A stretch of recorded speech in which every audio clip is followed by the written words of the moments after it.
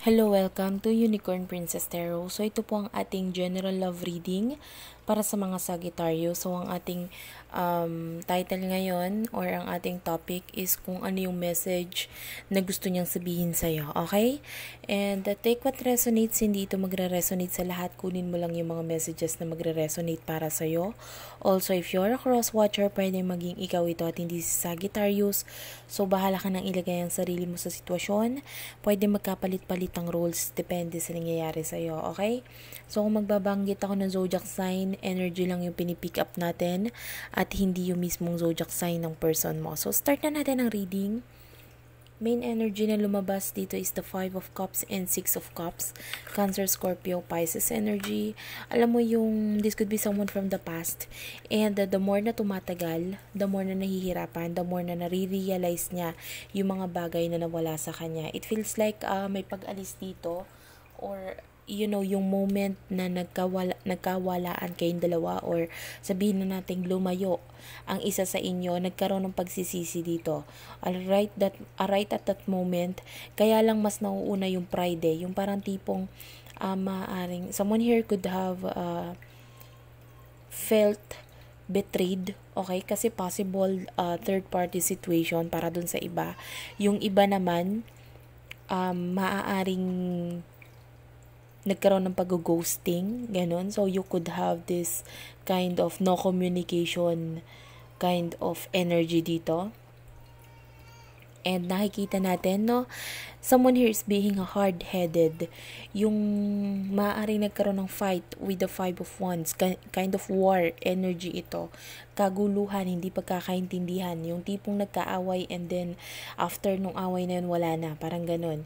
And, noon yung pag-aaway na nag-cause na hindi maganda, nakikita natin dito yung person is like, ang dami niyang gusto pang sabihin, like to please you or sabihin na natin mag-sorry, pero kaya lang ngayon at this time na nangingibabaw sa kanya yung mga words na gusto niyang sabihin sa'yo, medyo mahirap. So, pwede naman yung iba sa inyo recently lang itong pag-aaway na ito, itong hindi pagkakaunawa na ito, and yung person is like, hindi niya alam kung anong sasabihin niya Kaya, masinihintay niya na lang na ikaw yung gumawa ng movement. Hindi ko nakikita sa person may naghahabol. Mas nakikita ko sa kanya yung tipong siya pa nga yung umaalis. Okay, sa situation. And with the star, major arcana, I'm seeing Pisces, Aquarius, Aries, Leo, Taurus, Virgo, Capricorn energy here. Andito rin ang the tower, no? So, maaaring may nag-end talaga na situation, connection, possible a love triangle. Kung hindi man, sobrang heartbreak lang talaga. Sobrang sakit lang talaga. Na kaya nag-cause dahil nasaktan nyo yung isa't isa by using these words or saying these words na nakapanakit sa damdamin ng bawat isa. So, possible na yun so, nakakakita tayo ng breakup dito, separation, ganyan. And with the Ace of Wands, your person is like gulong-gulo siya ngayon kasi gusto niya yung ma-achieve yung mga wish niya Gusto niya makuha lahat ng gusto niya ngayon. Yung wishes niya. Kaya lang parang nahihirapan siya kasi maaaring hindi pa rin nalalayo na ikaw yung nakikita niya in the near future. Parang nahihirapan siya magsimula ngayon kasi mas nakasanayan or nakagawian niya yung mga moments na kasama ka. So, napakalaki ng parte mo sa buhay nitong person nito or sa sarili niya na parang kaya lang ang problema sa kanya, hindi niya ma-admit. Hindi niya ma-admit or hindi niya maamin na kailangan ka niya. Hindi sa'yo, sa sarili niya mismo. Okay?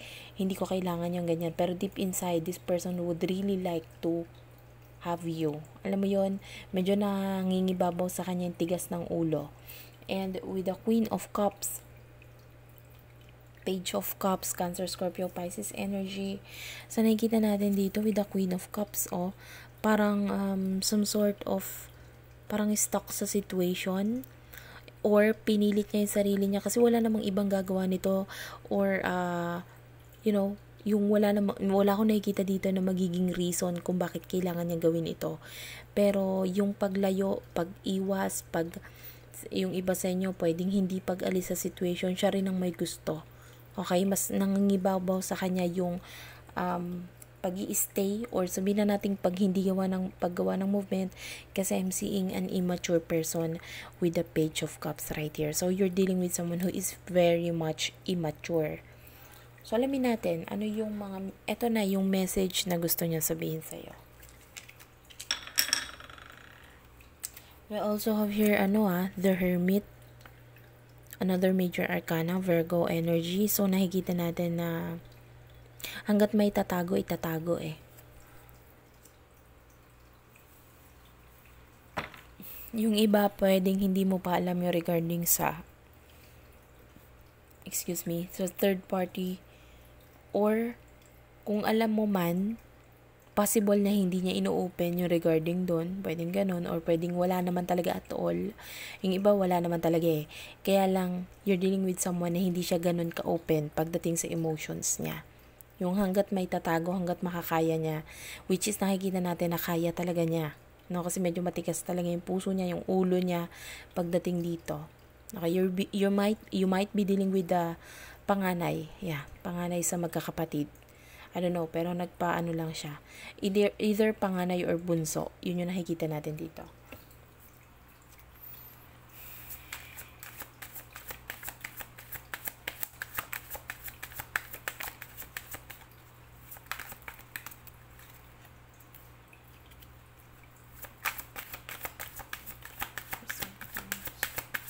So, kukunin ko na yung mga messages,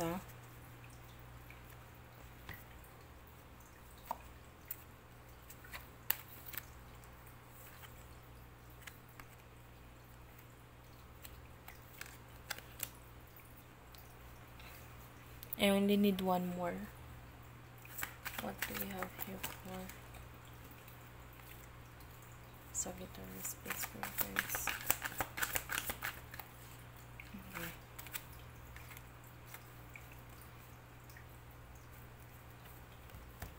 Okay.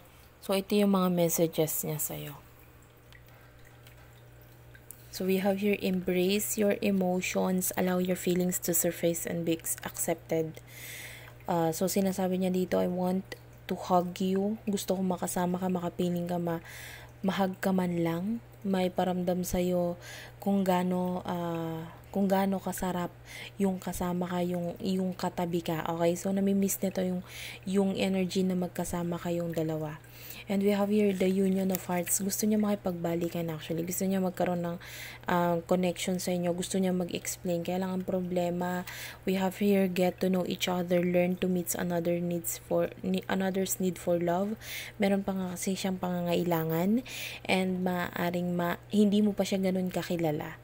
And yun yung message niya sa'yo, like, I'm sorry, hindi mo pa ako ganito kakilala, or hindi ko pa ganun kakilala yung sarili ko. So, may mga bagay pa siyang gustong alamin, parang ganun. And with the honesty is essential, alamin or maranasan. And we have here, honesty is essential. I smell like someone use Vicks or medyo menthol yung amoy. So, Vicks or pwedeng menthol candy. I don't know. I'm smelling menthol right now. And we have here, honesty is essential. Speak with love and truth. So, parang ito ay, kung hindi galing sa'yo, yung message that is coming from your person, nakikita natin na parang kailangan isa sa inyo umamin, magsalita, gumawa ng movement para magsalita. Kasi kung hanggat hindi na i-open, hindi talaga ma-open ito. And we have here true love. This love is once in a lifetime. For some of you, you could be dealing with your twin flame. Wala lang, yung iba lang ito. And nakikita natin na lubos-lubusan yung pagmamahal dito, no? Kaya lang mas nangingibabaw kasi yung away, parang ganon. Mas nagsha-shine dito yung mga bagay na hindi naging maganda para sa inyo, like yung pag-aaway, gulo, ganyan. So, mas nandun yung focus ngayon. Pero yung person mo, no doubt, mahal ka nitong taong to. Kung nagkamali siya. Hindi ko siya nakikitang nagsisisi pa ngayon, pero nakikita natin, unti-unti, nare-realize niya kung ano yung mga pagkakamaling nagawa niya. Okay? So that's it for now, Sagittarius. Thank you for watching. I hope naka-resonate kayo. Please do like and subscribe to our channel, Unicorn Princess Tarot, Madam PTV, and Virgo Philippines. I love you all, and bye-bye.